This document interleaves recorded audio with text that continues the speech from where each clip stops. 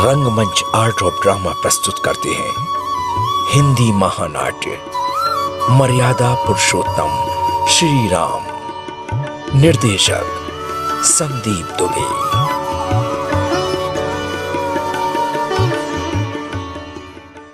महाराजा धीराज लंका नरेश असुरपति महाराज रावण दरबार में पधारते हैं।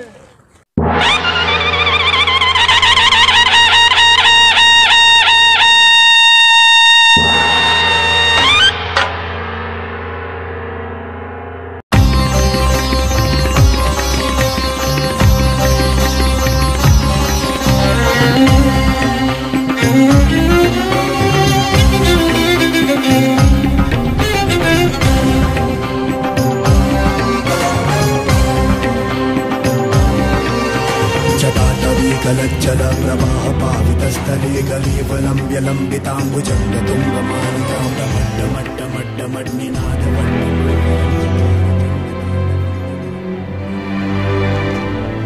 मंत्रीगण, सभासद, मैं आप सबको लंकेश की आज्ञा से ये बता दूं कि आज महाराज ने ये सभा विशेष विचार के लिए बुलाई है। महाराज की असीम शक्ति को चुनौती देता हुआ एक तपस्वी युवक वानरों रीछों की सेना के साथ समुद्र तट तक आ गया है। उसी का एक दूत वानर यहाँ समुद्र लांघ कर आया था और न केवल अशोक वाटिका को उजाड़कर बल्कि लंका को भी आग लगा कर गया है। वो महाबली था। उसने कितने ही शक्तिशाली राक्षस वीरों को अकेले मार डाला था।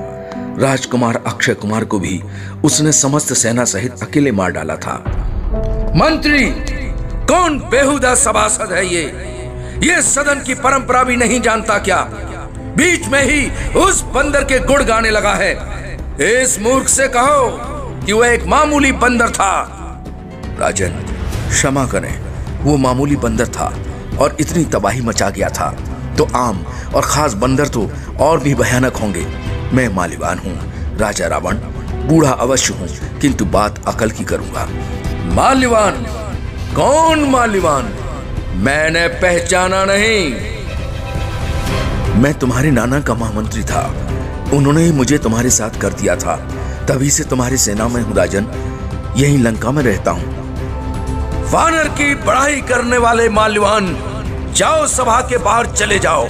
नहीं जाओगे तो द्वारपालों को कहूंगा कि वे तुम्हें धक्के मार कर बाहर कर दें। बड़े भैया, ऐसा ना करिए, जरा सोचकर तो देखिए। बेचारे बूढ़े हैं, हमेशा बूढ़े ही तो सही अक्ल देते हैं। फिर ये हमारे नाना के मंत्री रह चुके हैं, इनके अनुभव का लाभ लीजिए। विभीषण, तुम बैठो। रक्षक, माल्यवान को बाहर ले जाओ। ले जाने का कष्ट क्यों करते हैं? मैं स्वयं ही चला जाता हूँ लंकेश, ऐसे दरबार से जहाँ का राजा स्वयं पर स्त्री का अपहरण करता हो। भैया, दूसरे की स्त्री को रखना वास्तव में बहुत बड़ा पाप है। दूसरे की स्त्री माँ के समान है।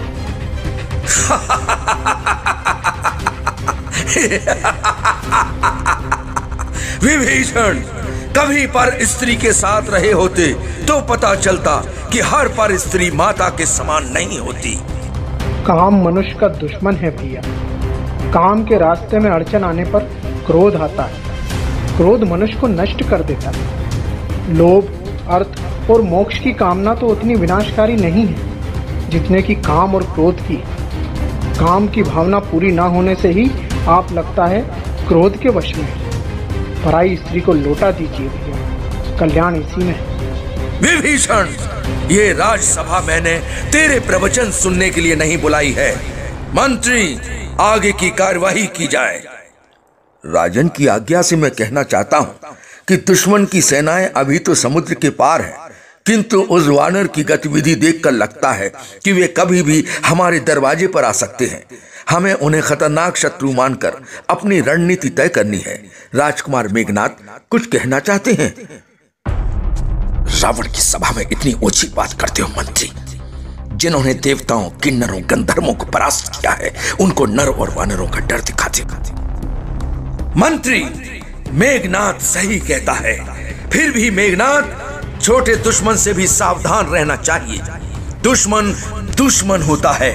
एक छोटी सी चिंगारी भी उपेक्षा करने से विकराल आग बन जाती है। यशस्वी राजन, आपके लिए उस तप्पी युवक की वानर सेना माने क्या रखती है। सब राक्षस उन्हें भुनी हुई मछली की तरह चबा जाएंगे। राक्षस लंका में बहुत भूखे भी रहते हैं। वानर आए तो ये झट से चबा जाएंगे। जो बचेंगे उन्हें पकड़कर बांध दिया जाएगा। जब चाहेंगे राक्षस उन्हें खाते रहेंगे। सभासद, हमें मेघनाद की बात में सत्यता लगती है। यदि वे वनवासी उन वानरों के साथ लंका में आए तो उन्हें बीन बीन कर खा जाने की तैयारी रहनी चाहिए। बंदरों में शक्ति ही कितनी होती है। भैया, अनाचार अत्याचार की कोई सीमा नहीं होती। आप अयोध्या के कुमार श्री राम की पत्नी सीता से अनाचार करके कभी भी सुखी नहीं रह सकते। ये नारकीय काम हो। ऐसा काम आप ना करें भैया। आप उन्हें आदर के साथ राम को लौटा दें। विभीषण, तू तो जिंदगी भर भगवान की पूजा ही करता रहा। राजा का भाई होकर भी तू हमेशा फकीर ही बना रहा। अपनी जिंदगी के उपदेश मुझे मत दे। तू तो देवताओं का यश गाता है। उन्हीं का यश गा। मेरे बड़े भाई हो इसीलिए रोकता हूँ। मेरे दुश्मन होते तो चाहे जितना बुरा काम करते, नहीं रोकता। विभीषण, रावण किसी के रोकने से न रुकता है, न किसी के कहने से चलता है। शूर्पणखा पर हाथ डालकर खरदूषण को मारकर उन तपस्वियों ने मुझे चुनौती दी थी। मैंने उनकी चुनौती को स्वीकार किया। अब मैं उसकी पत्नी को ले आया हूं तो मेरी चुनौती को वे स्वीकार करें। उनमें बल है तो वो आकर सीता को ले क्यों नहीं जाते। विषय बदल गया है राजन। वे सेना सहित हमारे सिरहाने पर आ चुके हैं। अभी अभी गुप्तचरों ने समाचार दिया है कि वे शायद लंका तक आने के लिए समुद्र पर पुल बांध रहे हैं। पुल बांध रहे हैं। समुद्र ने उन्हें रोका नहीं। वरुण को रावण का डर नहीं है क्या? भैया, जय हमेशा सत्य की ही होती है। आपने श्री राम की पत्नी को धोखे से लाकर उन्हें ना ही चुनौती दी है और ना ही अपना शौर्य दिखाया है। आप चोर की तरह उनकी अनुपस्थिति में उनकी पत्नी को उठा लाए। या आपने कोई चुनौती वाला नहीं, चोरी वाला काम किया। आप शायद उनकी शक्ति को जानते नहीं। उस बच्चे की शक्ति उसमें शक्ति होती तो मनुष्य उसके साथ न होते, देवता उसके साथ न होते। वानरों और रीछों की शरण में वो वनवासी जाता। तुमने भी खूब शक्ति की बात कही। पिताश्री, हमारे लिए तो वे जैसे गाजर मूली है। भला भी क्या समुद्र पर पुल बनाएंगे? कोई एक योजन समुद्र है क्या? इतने बड़े समुद्र पर पुल बनाने की कल्पना करने वाले तो सचमुच बच्चे ही हो सकते हैं। और फिर वानर क्या युद्ध करेंगे? हम उन्हें बड़े बड़े पिंजड़े बनाकर रोटी के टुकड़े दिखाकर बंद कर देंगे। उनका मांस खाएंगे और खाल बेचेंगे। बंदर की खाल बड़ी मुलायम और गर्म होती है। इंद्रजीत, मैंने जो काम किया है उसका राज्यसभा से मैं समर्थन चाहता हूँ। आगे की रणनीति के लिए मैं सबका सहयोग चाहता हूँ।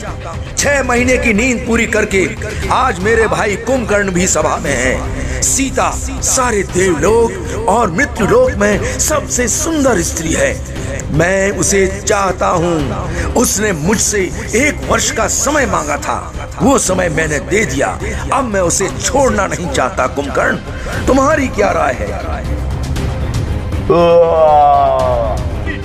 पर स्त्री का हरण तो भैया मैं भी उचित नहीं मानता। या आप ऐसा करने से पहले हमें बता देते कि ऐसा काम करना आपकी और लंका की प्रतिष्ठा के लिए आवश्यक हो गया है। शूर्पणखा के अपमान और खरदूषण की मृत्यु का बदला उनकी पत्नी को चुरा लाने से नहीं चूकता। उस समय तुम्हें जाकर उस राम के हाथ उखाड़ देना चाहिए थे। लक्ष्मण को धरती पर पटक पटक के मार देना चाहिए था। उनकी दृष्टता थी तो विरोधी की तरह उनका बदला लेना चाहिए था।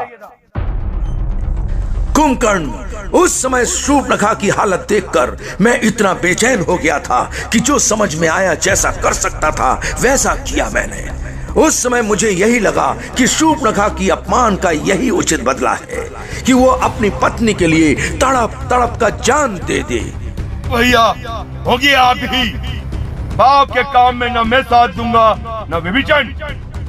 मुझे तो आश्चर्य है कि भोजन में विष मिला देने जैसा काम करने वाले रावण को आज तक भी राम ने मार नहीं डाला। कैसा पराक्रमी है वो।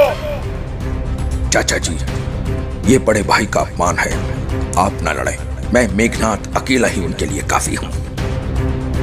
ऐसा नहीं कहते मेघनाथ, भला कुंभकर्ण मेरा साथ ना दे ये कभी हुआ ही नहीं। कुंभकर्ण, तुम्हारा संपूर्ण भोजन तैयार है, बहुत ही सुवासित मांस और जितना चाहो उतनी मदिरा। 6 महीने तो जगे हो, जाओ भोजन करो। मैंने पूरी सुव्यवस्था कर दी है। जाओ शक्कर पियो और मन चाहे मांस का भोजन करो। समय पर बुलाऊं तो आ जाना, तब तक जाकर फिर सो जाओ। ठीक है भैया, अन्याय करो और बड़ा भाई होने के नाते अपने अन्याय में मुझे भी झोंक दो। मेरी यहाँ सुनेगा कौन। मेरा भी क्या है, मुझे तो बढ़िया मांस और मदिरा चाहिए। भला से मेरी जो मन में आया करो, मैं जा रहा हूँ। मंत्री, हमारी रणनीति क्या होगी ये बताओ। लंका की सुरक्षा व्यवस्था क्या रहेगी ये बताओ। राजन, यदि राम की सेना लंका की ओर आती है तो हमें लंका की सुरक्षा व्यवस्था को बहुत सुदृढ़ करना होगा। भैया, नाश की योजना क्यों बनाते?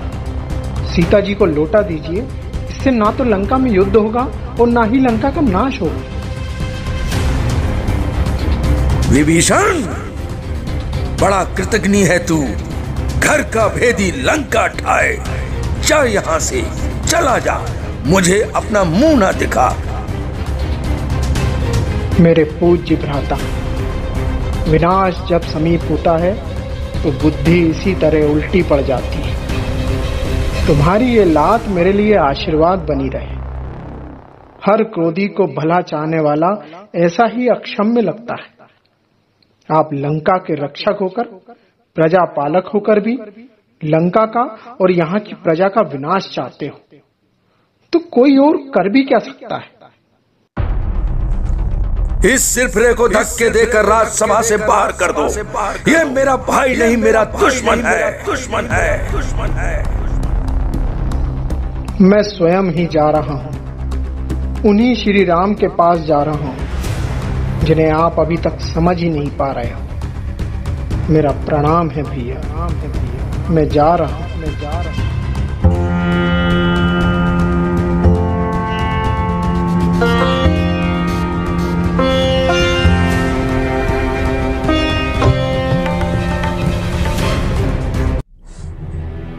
कौन हो तुम लोग? तुम लोग कौन हो? इधर क्यों बढ़ते आ रहे हो? भैया, हमें रोको नहीं, हमें आर्यवर श्री राम से मिलना है। श्री राम से? उनसे क्यों मिलना है? उनसे क्या काम है? लंका की तरफ से आ रहे हो और सीधे श्री राम से मिलोगे? रक्षक, पहले सुन तो लो, मैं कौन हूँ, श्री राम से क्यों मिलना है, लंका से सीधे यहाँ क्यों आया हूँ। रक्षक, क्या बात है? राजन, देखिए तो ये आए हैं, लंका से आए हैं और आर्य राम से मिलने की बात कहते हैं। राक्षस? क्यों? कौन हो तुम? रक्षक ने राजन कहा है तो मैं भी समझ गया हूँ कि आप सुग्रीव हैं। राजन, मेरा नाम विभीषण है। मैं लंकापति रावण का छोटा भाई हूँ। ये चारों मेरे अनुचर हैं। रावण का भाई? रक्षको, मार डालो इन्हें।